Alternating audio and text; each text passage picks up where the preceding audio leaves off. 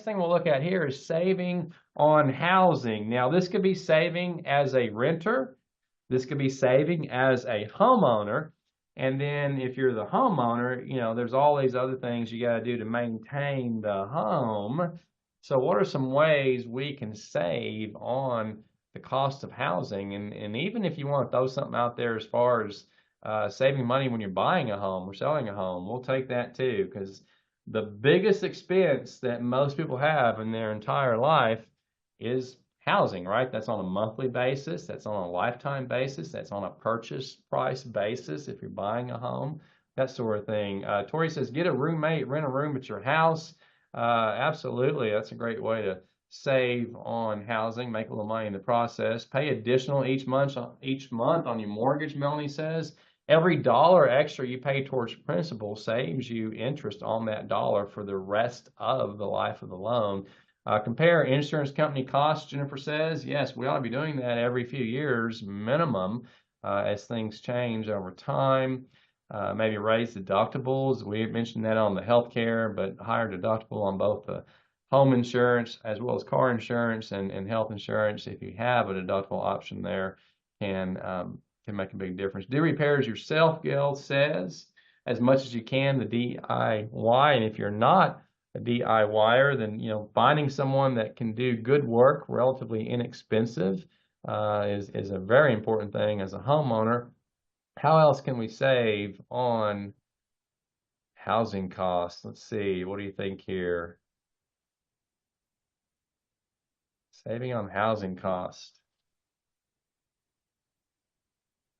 Jennifer mentions the Poshmark selling clothes again, and that goes to pay extra on the mortgage. Hey, I like it, Jennifer. I love it. Creative ways to create some money to plow into that mortgage ahead of time.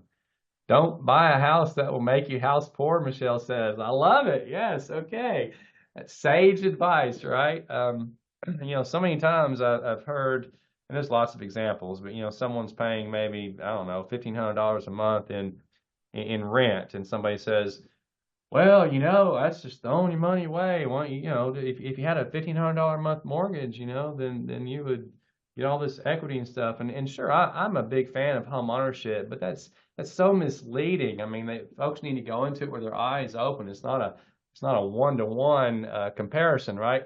Because yeah, you have a $1,500 mortgage instead of a $1,500 rent payment, but you've got all this extra expense now that comes into play maintaining the home, not to mention the cost of getting into the home and the cost of getting out of it when you do sell it someday, and on and on it goes. So home ownership is great. You need to go into it with your eyes open, make sure that you are not being house poor and being owned by your home instead of you owning it.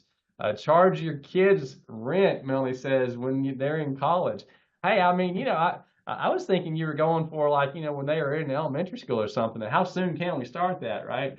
But I will say in all seriousness, at some point, it's probably not a bad idea to charge your kids some level of rent, especially if they're out of college and still living at home for whatever reason.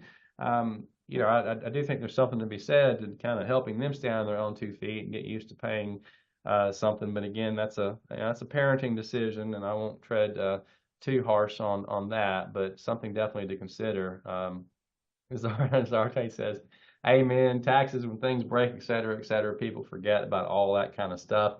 Chrissy reminds us when you are buying appliances and things, scratch and dent saves a lot.